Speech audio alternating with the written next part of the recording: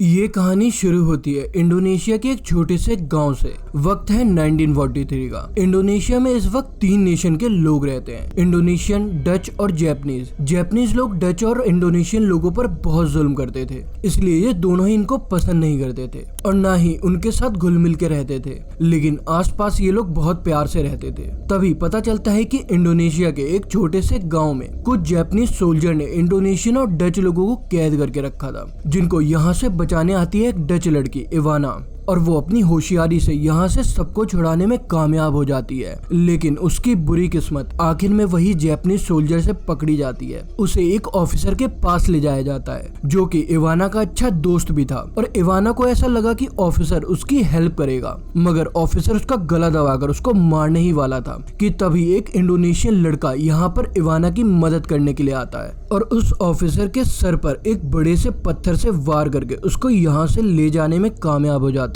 और ये लड़का इवाना का बॉयफ्रेंड था और ऑफिसर की कैद में था। अभी ये दोनों भाग ही रहे थे कि ऑफिसर पीछे से उन पर गोली चला देता है और फिर सीन कट होकर 1993 का वक्त दिखाया जाता है और एक बस के अंदर हम एम्बर नाम की एक लड़की और उसके भाई को देखते हैं और हमें पता लगता है कि उनके पेरेंट्स की एक कार एक्सीडेंट में मौत हो गई है और उसी एक्सीडेंट की वजह से वो ठीक तरीके से देख नहीं पाती है। उसे सब कुछ धुंधला धुंधला दिखाई देता है, इसलिए एम्बर का भाई उसका ख्याल रखने के लिए और उसको गाइड करने के लिए हमेशा उसके साथ रहता है। फिर आखिरकार एम्बर अपनी मंजिल पर पहुंच जाती है। ये उसके दोस्त एगस का घर था और इस घर को देखने पर हमें पता लगता है कि ये तो वही घर है जहाँ पर कई साल पहले जैपनीज लोगों ने इंडोनेशियन और डच लोगों को कैद किया हुआ था। उसके बाद एगस एम्बर और उसके भाई को घर के अंदर ले जाता है और अपनी फैमिली से मिलवाता है और उन दोनों से मिलकर उसके फैमिली मेंबर बहुत खुश थे। जिसके बाद एम्बर का भाई एगस के ग्रैंडपा के साथ गेम खेलने लग जाता है और खेलते खेलते उनकी डिस्क यहीं पास में एक छोटे से घर की खिड़की में गिर जाती है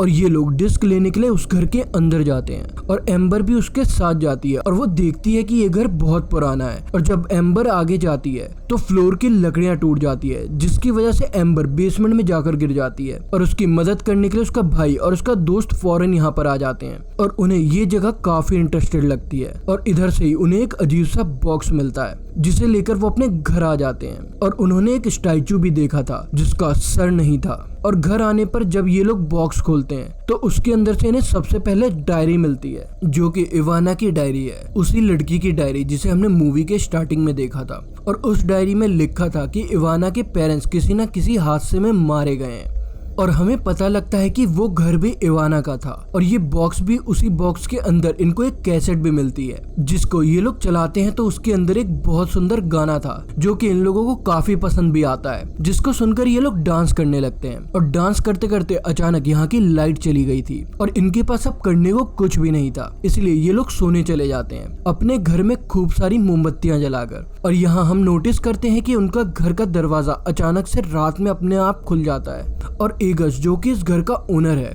और एम्बर का अच्छा दोस्त भी है, वो बाहर चेक करने के लिए जाता है, लेकिन बाहर कोई भी नहीं था। सब सोने के लिए लेट चुके थे और इस घर के हर एक रूम में रेडियो टेलीकॉम लगाए गए थे ताकि हर आदमी एक दूसरे से कनेक्ट रह पाए। और एम्बर को अपने रूम के रेडियो टेलीकॉम में किसी की आवाज आती है, ऐसे जैसे कि वो उसको रूम से बाहर बुला रही हो। एम्बर आवाज सुनकर बाहर आ जाती है और बाहर आने पर एम्बर को सब कुछ ऐसा नजर आ रहा हो जैसे कि उसकी आंख खराब ही ना हो। यहाँ पर जैसे उसके सामने कोई फिल्म चलने लगी हो और उसे यहाँ पर सब कुछ साफ नजर आ रहा था जैसे कई साल पहले का वक्त हो। और हमें पता लगता है कि कहानी के पहले ही सीन में जब जैपनीज ऑफिसर ने इवाना और उसके फ्रेंड की तरफ गोली चलाई थी तो वो असल में इवाना के फ्रेंड को लग गई थी और उसकी जान बचाने के लिए इवाना उसको दोबारा इसी घर में ले आई थी। और उसकी जान बचाने के लिए यहाँ पर उसने सभी इंडोनेशियन लोगों से मदद मांगी जिसकी उसने जान बचाई थी, लेकिन उसकी मदद किसी ने नहीं की। और वो यही सब देख रही थी कि अचानक से रूम से एम्बर का भाई बाहर आ जाता है जिसकी आवाज सुनकर एम्बर चौंक जाती है और उसको कुछ समझ नहीं आता और वो रूम में चली जाती है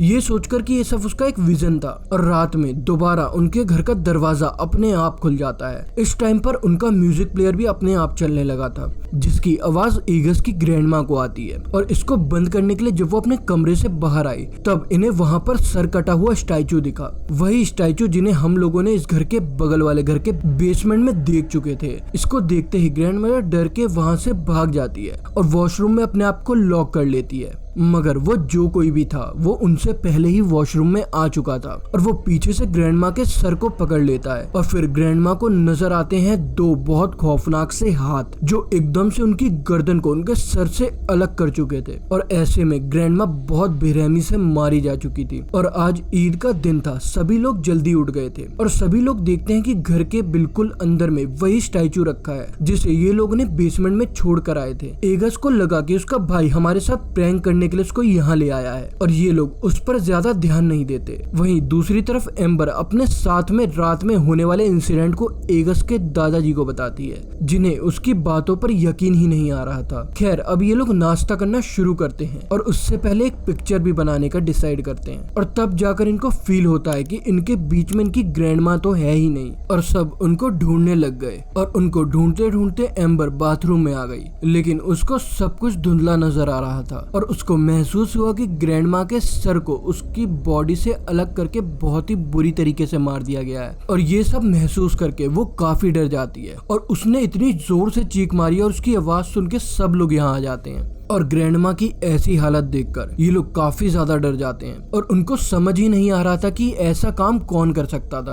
और केस को सॉल्व करने के लिए वह लोग यहाँ पर पुलिस को बुलाते हैं, लेकिन पुलिस भी ग्रैंडमा की ऐसी हालत देखकर घबरा चुकी थी और इस टाइम तो बॉडी के ऊपर बहुत से कीड़े भी लगे हुए थे और पुलिस वाला डर के वापस अपनी गाड़ी में जाकर बैठ जाता है और अपनी फोर्स को बुलाने के लिए कांटेक्ट करता है और वो तो यहाँ से खुद भी जाना चाहता था लेकिन बारिश की वजह से नहीं जा पा रहा था और देखते ही देखते रात हो गई और आधी रात में एम्बर को वापस से म्यूजिक चलने की आवाज सुनाई दी और जैसे ही वो म्यूजिक प्लेयर के पास आती है और इस बार फिर से उसको सब कुछ क्लियर नजर आने लगता है और इवाना की कहानी एक बार फिर से कंटिन्यू होती है और दिखाया जाता है कि इवाना जिन इंडोनेशियन लोगों को यहाँ बचाने आई थी वही इंडोनेशियन लोग इवाना को इस लड़के से अलग कर देते हैं और वो तो उनसे मदद मांग रही थी, लेकिन उल्टा इंडोनेशियन के लोग उसको जोर जोर से मारने लगते हैं और इवाना के साथ जो भी कुछ हो रहा था यहाँ प्रेजेंट में घर के सभी लोग देख पा रहे थे। इवाना की दर्द भरी आवाजें और लोगों को मारना ये सब कुछ वो सुन पा रहे थे और दीवार पर आई शैडो में उनको ये सब कुछ नजर भी आ रहा था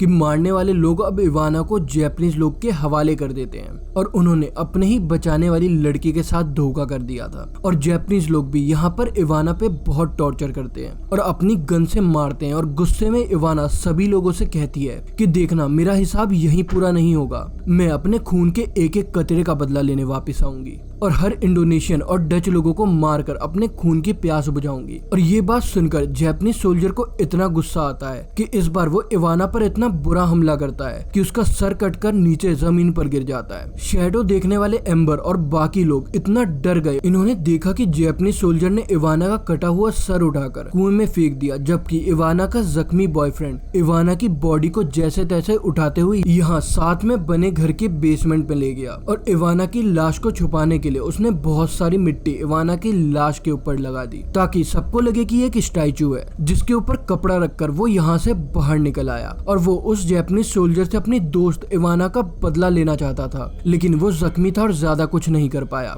और जापानीज सोल्जर ने उसको भी मार दिया। यहाँ पर सब लोग जो शैडो देखने में बिजी थे कि इवाना की सोल एगस के भाई को साथ वाले घर के बेसमेंट में ले जाकर बुरी तरीके से उसके सर को उसकी बॉडी से अलग करते हुए उसको बहुत बेरहमी से मार देती है, ऐसे ही जैसे कि उसने ग्रैंडमा को मारा था, जिसको देखकर सब बुरी तरीके से डर जाते हैं और आकर पुलिस वाले की वैन में बैठ जाते हैं और ये लोग यहाँ से भागने की कोशिश में थे, लेकिन गाड़ी स्टार्ट ही नहीं होती है और उन सबको यहाँ पर इवाना ने ही रोका हुआ था क्योंकि अब कार के रेडियो पर ये लोग इवाना की आवाज भी सुन रहे थे। और यही नहीं, अब इवाना खून से लथपथ हाथ इस गाड़ी के चारों तरफ लगा देती है और ये देखकर ये लोग बुरी तरीके से डर जाते हैं और अब इवाना एक और बंदे का मर्डर करती है। वो एगस की आंट को उसी तरीके से मारती है जिस तरह से उसने बाकी दो लोगों को मारा है, उसकी गर्दन को उसके शरीर से उखाड़कर, और इन सबको वो अपने बहुत करीब नजर आ रही थी। और यहाँ पर मौजूद हर एक आदमी को पता था कि अब इवाना इन्हें भी मार देगी और अब अपने आप को बचाने के लिए ये लोग अब इस सिचुएशन से लड़ने का फैसला करते हैं और फैसला करते हैं कि ये लोग अब इवाना के स्टैचू को जला देंगे और उन्हें अब इवाना की सोल से छुटकारा मिल जाएगा। और इस प्लान को अंजाम देने के लिए ये लोग कार से बाहर निकलते हैं और इवाना के स्टैचू को उठाकर उस कुएं के पास तक लेकर आते हैं और पुलिस वाला उसके स्टैचू को तोड़ता है और सब लोग मिलकर उसको कुएं में डाल देते हैं। लेकिन इतने में ही यहाँ पर इवाना की सोल एम्बर और उसके भाई दोनों को ही गले से पकड़कर हवा में लटका देती है और इन सबको बचाने के लिए उनके साथी ने इवाना की सोल पर पीछे से एक वेपन से हमला किया, जिसकी वजह से इवाना की सोल से ये दोनों ही छूटकर कुएं में गिर गए। यहाँ ऊपर से पुलिस वाला इनके ऊपर एक लाइटर भी फेंकता है ताकि ये लोग इवाना की स्टैचू को जला सके। एम्बर जिसे बहुत मुश्किल से नजर आता था, वो बहुत मुश्किल से लाइटर ढूंढ पाती है और जैसे ही उसे लाइटर मिल जाता है, इससे पहले कि वो इवाना के स्टैचू को जला पाती, यहाँ कुएं के अंदर आकर इवाना की सोल उसके गले को पकड़ लेती है, यानी कि वो अब एम्बर का गला तोड़कर उसको मारने वाली थी। पर वक्त रहते ही यहाँ पर वो लाइटर एम्बर के भाई के हाथ में आ जाता है और वो यहाँ पर इवाना के स्टैचू को आग लगा देता है और दिखाया जाता है कि इवाना की सोल जलने लगी और वो आजाद हो गई थी और फाइनली इन दोनों की जान बच गई थी। इनकी जान तो बच गई थी, लेकिन ये लोग ज्यादा देर तक यहाँ नहीं रह सकते थे और सुबह होते ही ये सब अपनी पैकिंग करके यहाँ से निकल जाते हैं और एम्बर यहाँ पर इवाना की एक फोटो भी अपने पास रख लेती है। उनके इस घर से निकलने के बाद हम देखते हैं कि वो म्यूजिक प्लेयर खुद ब खुद चल गया है, जिसका साफ मतलब था कि खतरा अभी पूरी तरीके से टला नहीं है। या तो इवाना की रूह पूरी तरीके से मरी नहीं है, या तो इवाना की बॉयफ्रेंड की रूह अब इन लोगों से अपना बदला लेने के लिए इनका पीछा कर रही है और आगे क्या होने वाला था ये तो कोई भी नहीं जानता। और इसी मिस्ट्री के साथ ये कहानी यहाँ पर खत्म हो जाती है।